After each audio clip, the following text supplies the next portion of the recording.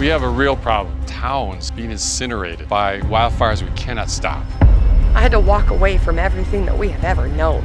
The idea that we can fireproof this landscape. That's impossible. So I'm glad we got out with our lives.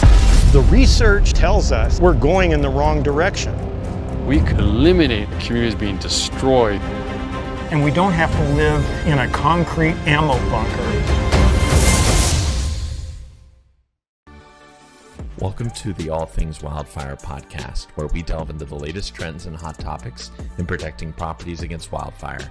So sit back, relax, and join us as we arm you against disaster. Ladies and gentlemen, welcome to another podcast session of All Things Wildfire. In today's session, I have another very special guest, and I promise to continue to get as many interesting guests as I possibly can, and today is no exception. Let me introduce to you Ralph Bloemers, who is the person in charge, and Ralph, I'll let you kind of explain exactly what you do, but the elemental film that has been catching like wildfire. People have been watching this film every time that you're doing these showings. And the interest that I have seen is amazing, where people are understanding, wow, this film is so eloquently done, and you have a scientific back results as to how everything works. So Ralph, can you just, I'll let you introduce yourself, tell us about the film, and then we can go backwards and talk about how you got involved in this. Yeah, thanks for having me, OP, and thanks for the work that you all do on helping people be better prepared for wildfire. So the film is Elemental Reimagine Wildfire, elementalfilm.com. And, you know, it's 6 years in the making. And my role was a lot of wildlife photography, time-lapse photography, the executive producer. So I helped raise some of the money to make the film. But also, you know, when you have a small production team of 3, it means you do things like carry the gear, and also, you know, set up the interviews, find the narrator to narrate the film, who's David Oyelowo, who's a Emmy and Golden Globe nominated amazing actor with a beautiful voice, and, you know, help with the writing of the script, and just, you know. got Dr. Jack Cohen on there too. What's that? You got Jack Cohen on there.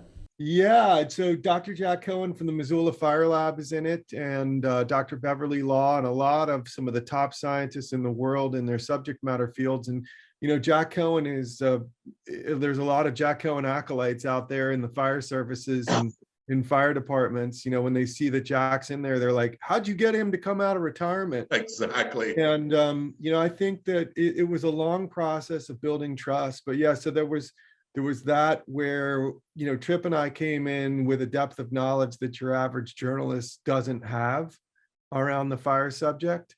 But also we did have our own journey of discovery, where the film evolved from, you know, what it started out with, and what it ended up being. We've both learned a lot, all 3 of us working on the film, and we continue to learn as we've brought it to communities. I love it. And Ralph, can you look, for anyone that is going to see this movie, you're going to be moved, you're going to be impacted, and you're going to have a much greater understanding of wildfire. But Ralph, can we go back a little bit, and I know that you have had some experience in insurance in the past, but I want to talk about, how did you get to this place of creating such a powerful film in the work that you've done in the past, and what led you here? Yeah, so I've had many varied experiences, you know, from early childhood growing up on a farm and working on forests and farmland. And then, you know, after college, I worked overseas because I am dual citizen of Holland and America. And I worked overseas in Munich for the Munich Reinsurance Corporation, which is the largest reinsurer in the world. And I got an understanding of insurance, and in particular, their approaches to climate events and extreme events, and, you know, how they can insure, you know, portions of an entire country and offer that insurance to the primary insurers there. That was fascinating. And then I worked in corporate securities and venture finance, and always, sort of had a pretty strong math brain and trying to look at solutions rigorously from that perspective. And it's been fascinating starting on this movie as more of a exploration of what's happening in forests, what's happening with fire from a fire ecology standpoint, and then having it really become very personal in that in 2020, in the fires that burned across Oregon and California, I knew a lot of people that lost everything in those fires. And I knew a person who I was not really close with, but I knew quite well, who died in the 2020 fires, and just really trying to understand what happened. And we had been spending some time with Dr. Jack Cohen. And I remember he said to us, what happens more than 100 feet from the home is pretty much irrelevant to whether it will ignite and burn. And we didn't believe it at first, because we had been told, and I think a lot of us have been told, the problem's in the forest. The problem is in the vegetation. Around the community or far away from the community. For whatever reasons, that's how the problem had been defined. And Jack said, no, that's the wildfire definition of the problem. That's the wrong definition. The definition should be the home ignition definition of the problem. When you speak to Jack, you got to go sit down later and think about what he said, because he's kind of a hard at it. But he's, he spent a lot of time, 30, 40 years working on this problem and figuring it out. So, in that, what we started to see in Oregon and in California and Colorado is, insurers saying this area, we can no longer provide insurance. Yeah. And, what that means is that's essentially like having the water turned off to your house. And having to go get on the California FAIR plan means you're paying 4 to 10x for 25% coverage for your fire peril, and you still got to buy another policy. So if there's anything that's going to drive solutions and people being motivated, it's going to be something that they deal with once or twice a year, which is paying their insurance premium. Yes. And that's a game changer, I think, and that will overcome these stubborn narratives that we're told about where the problem lies and therefore where the solution is. So I just think that that's really important to understand what insurance companies care about. They want to keep doing business, but they're not required to keep doing business in a state. Right. They are going to look at the numbers. They're not going to look at false narratives. They're going to look at the research. The challenge for them is, we can't know where wildfire is going to burn in any given point in time, right? So, but we can know where our houses are and what we can do to them to reduce the chances significantly that they will ignite. And what's wonderful about that, it's not just an insurance thing, right? It is empowering for people. Yes. I mean, how many issues out there these days do we feel overwhelmed about that we don't have any agency over because we can't do anything, whether we're a middle schooler or a high schooler or 50 years old? There's a lot of those kinds of things, but wildfire is not one of those things. What Jack Cohen and the Insurance Institute for Business and Home Safety and your company and others have figured out is that there's things we can do. Some of them we need to have someone to help us do them. Some of them we can do ourselves.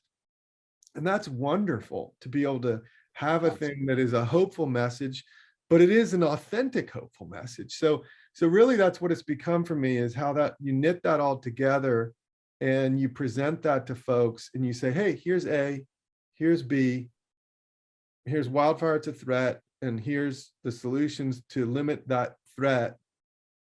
What are you going to do? Let them figure out the equal C. That respects the viewer, that inspires them to take action. And you try to do that in a way where it's both beautiful to watch, entertaining, and good medicine, but not too much good medicine that they don't enjoy watching it. Boom. What a that's so true, the way you just stated that.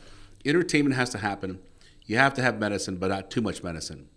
Because if there's too much medicine, people begin to check out and say, hey, it's that can't work for me. or it's going to be too hard. So I love that. That's great. Let me go back to Ralph. You had mentioned that the insurance companies, they have to turn a profit. They have to make the best business decisions for themselves. And I think for the last couple of years anyway, many homeowners, including myself at one point, were just claiming that this isn't fair. The insurance companies are charging too much. Why is this happening? But the reality is wildfire prevention, the message has been out there for years, and it hasn't taken off, or it hasn't, if you're riding a bike, the chain hasn't engaged, right? There is no momentum, or not enough momentum. But as soon as the carriers got involved and said, guess what? We're leaving California, and we're raising, those that are staying are going to raise rates because of the risk. Now, the insurance company is saying to homeowners and to all of us, saying, if you share in the risk by doing some of this work, then you have a better chance of being insured. And all of a sudden, we have to do something now because it's impacting the pocketbook. I'm not here to say it's right or wrong. I'm glad that things are happening because, now, man, the people that do the work for home hardening and the message that you're promoting out there, if people were to take this and want to do the work, like you had said, on their own, because a lot of this stuff is DIY for sure, or get some help to do it, man, they just increase their chances of their home surviving immensely. And what a reward to realize that your home is going to survive, or it does survive, and then you feel so much more accomplished in the work that you've put in or the investment that you've made. So I love that piece of it. Have you seen, other than insurance being a motivating factor, have you seen any other motivating factors that have moved people? Yeah. Well, the film unpacks a variety of different aspects of wildfires. So, there's a seminal book for me, which is a media studies book called Media and Apocalypse. And I love the book because what it does is it compares wildfire to the Loma Prieta earthquake to the Exxon Valdez oil spill. Okay, so the Exxon Valdez oil spill, catastrophic event, man-caused. The Loma Prieta earthquake, catastrophic event, remote or limited probability of it happening. But when it happens, it's a big event. And there's really nothing you can do to prevent it. Whereas wildfire is perceived as this thing that it's still stubbornly perceived as this thing you can just put out, right? Versus like a hurricane or some other natural event. And we have to, I think, start to question whether that's true. So what the fellow who wrote the book, Conrad Smith, was really trying to understand was, why did the media, when the Yellowstone fires happened, tell him that Yellowstone was burned up and destroyed, that all the wildlife was killed? Mm-hmm. And that why were there these narratives, and were they true, that the Forest Service and the Park Service should have just put out the fires? And what he found were all three of those narratives, that the forest was destroyed, wildlife was killed, and that man can and should control fire, were all three not true. And he found it out by going back to beloved Yellowstone and seeing how beautiful it was. But then he went and he just tried to understand this. Can man and should man control fire? Well, in favorable conditions, not extreme drought, no extreme wind, yeah, you can put out fire. But the vast majority of home loss occurs in 2 to 3% of wildfires. And the vast majority of home loss occurs in grasslands and shrublands, not in forest lands. So if people believe firefighters can be everywhere all at once, putting wet stuff on the red stuff, yep, how will they be motivated to do the things to their homes? They're not. And if they think the problem is in the forest and it's a problem of lack of government action and management, then how will they be motivated to do things? So the film addresses, over these massive landscapes that we have, what can we do over time and space to affect vegetation? Well, we don't know where wildfire will burn. And if we alter vegetation, the odds, according to the scientific study, that vegetation will burn while it's altered is less than 1%. I mean, that's a needle in a haystack probability. Yeah. Right? So if you focus from the home outward, you're protecting the asset that you know is there permanently. It's but the other thing that's different than, modifying vegetation is those things you do to the home are durable over time and space.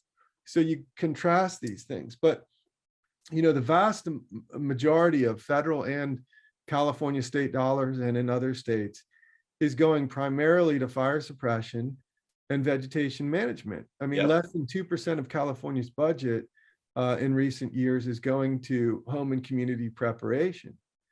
But these other activities, I mean, they are occurring on the belief by most people that that's protecting homes and communities. So I think absolutely when asked, I say absolutely when people ask me, should we be spending public dollars to support home and community preparation? So I think it's like shifting our mindset about both where public dollars should go. I think there should be an equity lens on that, because you need the whole community or most of the community to do the things to prepare their homes so that homes don't ignite and become the fuel to ignite other homes. And let's come back to that in a little bit. But I just think that these narratives of this other activity means I'm excused from doing the thing are so powerful, OP. And the fire services folks and the firefighters, when they see the film, they're like, thank you for making a film that lets the public know the limits of what we're up against. Right. Because that is so hard for us to tell them. And if they know that, they'll be more motivated to do their part. So I think these are big. Yes, people need to be told that there's this solution that's like the fire coat for their house, like they put on a raincoat in the winter so they don't get cold and wet. But like they also need to be told that the other actions that are occurring are not going to keep their bacon from getting crispy, right? That there's a part that they need to do to support firefighters, and that the fire services will know if their home is prepared and make it more likely that they'll be able to defend it in extreme conditions. And so I think that's really important, right? That these other narratives, not just insurance, have been telling people they're excused from doing things and that someone else is responsible. So, so I think that the film presents people with that information so they can again reach that conclusion themselves. In a really powerful way, using the science and showing those scientists on the landscape, figuring these things out. And, probabilities, I'll just say the last thing, probabilities are a hard thing to convey to people, right? What does 1% or 5% mean in this context? Well, it's very long odds, right? Versus home hardening is very high odds of success. It's not it doesn't cover all your risk, but it greatly reduces your risk. 100%.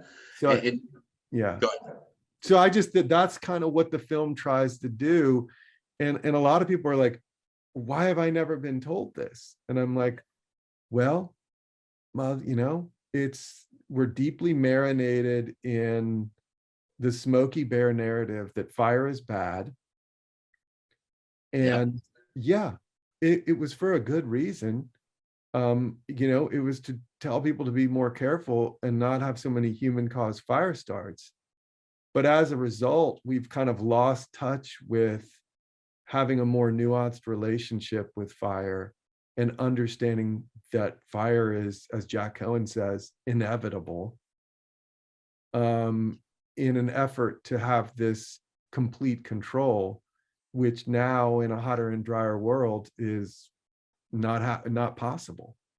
One of the things that Jack Cohen says in the film, I'm paraphrasing, or I'm just kind of grasping at straws here, if I remember correctly, something to the notion of, we've had this wildfire problem for many years, And if we just look at the data, we can realize we're losing. Everything that we're doing is going in the wrong direction. And I thought, wow, like someone finally said it, you know? There's so much money being poured out, but to your point, not enough going to the communities.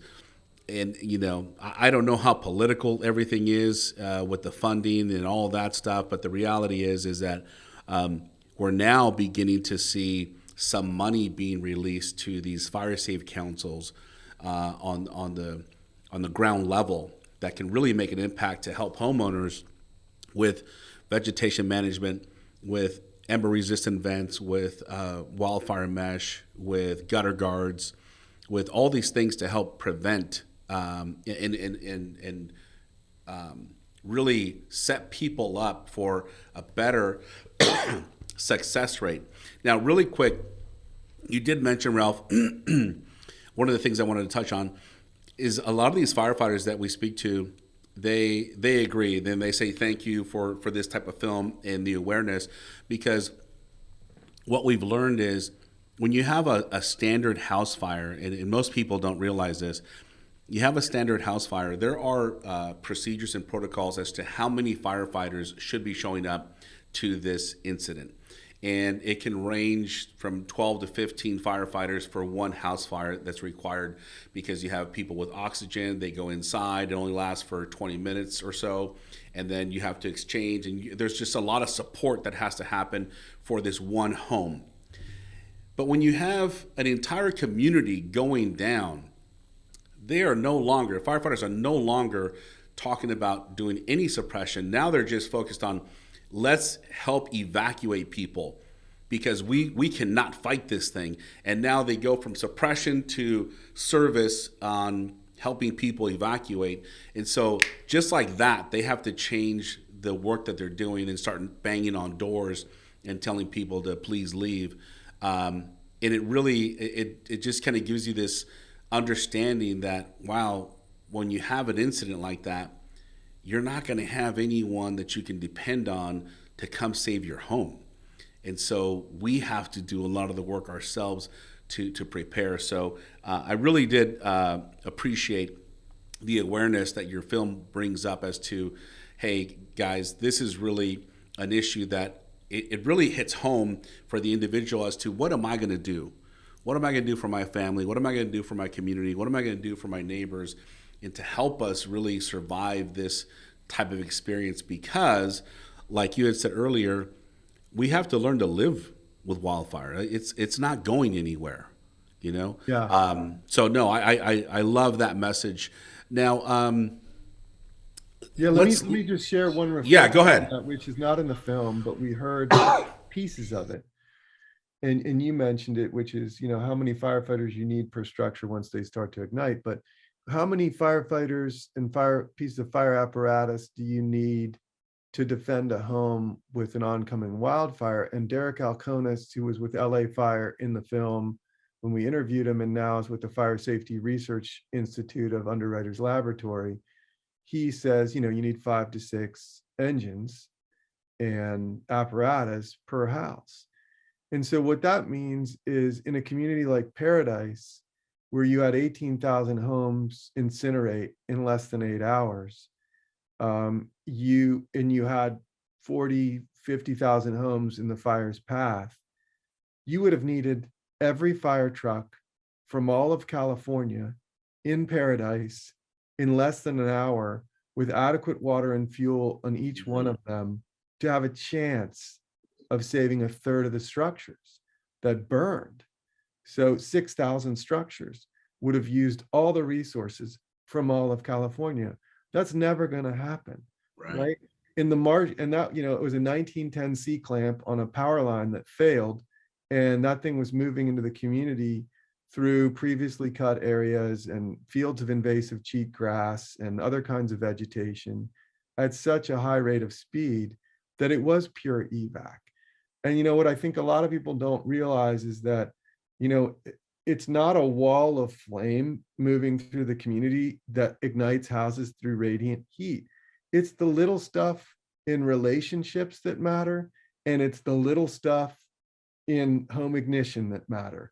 It's sometimes the selection of materials, but more often it's the arrangement of those materials and how they catch embers, or what that small stuff is around the home, or having a professional come and assess and figure out, what is it in and around your home that's going to catch embers in one of those storms. The Marshall Fire in Colorado, likewise, a huge wind event. There was an ignition.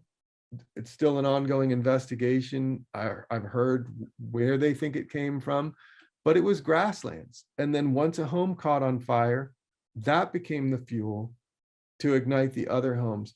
So we have to think of this as like, we're supporting the firefighters, we're doing the right thing, we're being a good neighbor, and it's also setting us up to have options in terms of insurance. So it's all the things, right? It's the cool thing to do, it's the neighborly thing to do, it's the smart thing to do.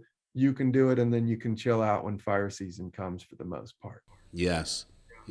Now, Ralph, do you have any opinion, any thoughts, or I don't know if you've spoken to any other scientists, regarding the massive amounts of rainfall that we received, unprecedented here in California, and what impact that could have on vegetation? Yeah, definitely I do. I've been going back to my time 25 years ago at the Munich Reinsurance Corporation. I mean, the insurance industry has been very aware of extreme weather, and, there's two sides of it, right? So with increased average global temperatures, you're going to get 30% more precipitation worldwide. And then that's going to show up in certain areas as 3,000% more precipitation, right? Because it's on average globally. So that means 800 inches in Mammoth, California, so heavy that it's snapping gas lines going into buildings. Wow. And causing interior fires this April and May. So, and then you're going to have possibly a big wind event with a very dry wind coming from the interior, which is what we had in Oregon just this last week. And then it's going to amplify, the melt off, right? So you're going to get a peak flow of that excessive snowpack melting off rapidly, and then possibly flooding. The other thing, the flip side of that, is with increased global atmospheric temperatures, for every degree of Fahrenheit, you have about 4 to 6% more capacity in the atmosphere to hold water.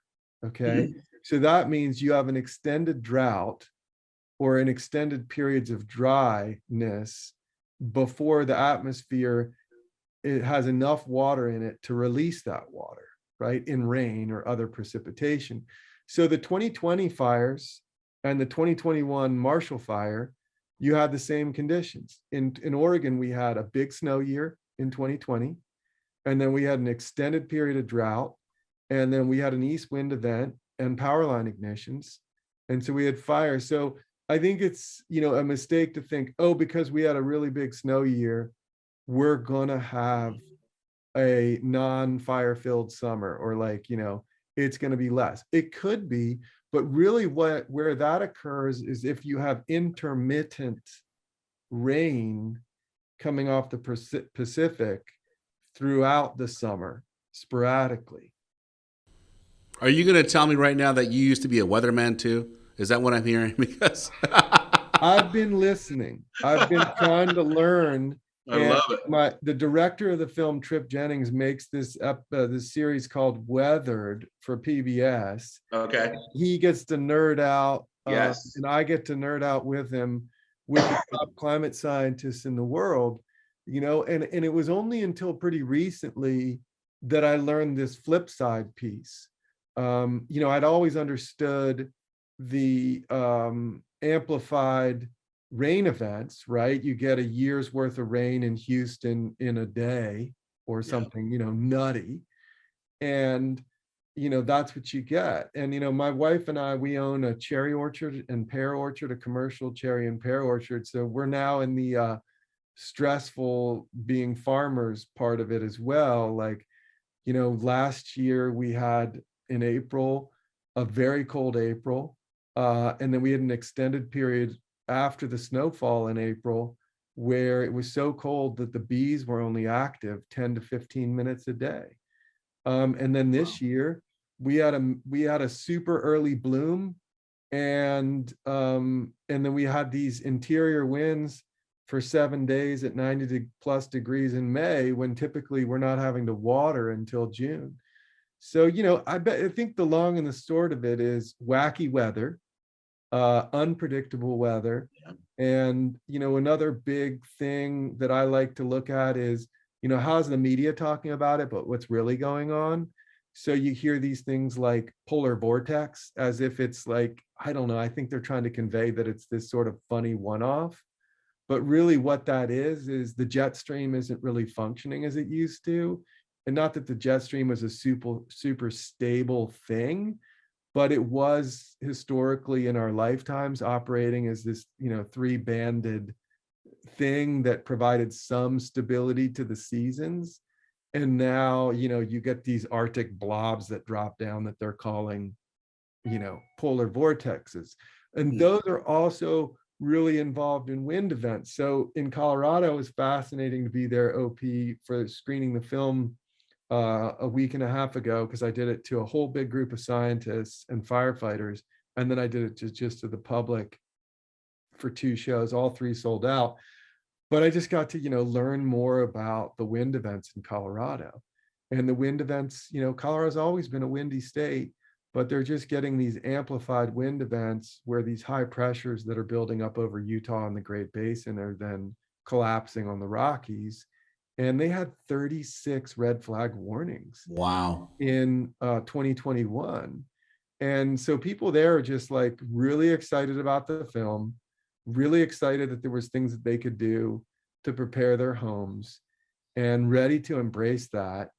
And I think that, that's what we need to really think about, is what can we do at the most local level to empower people with the knowledge to understand the events around them, and the what that they can do to be better prepared.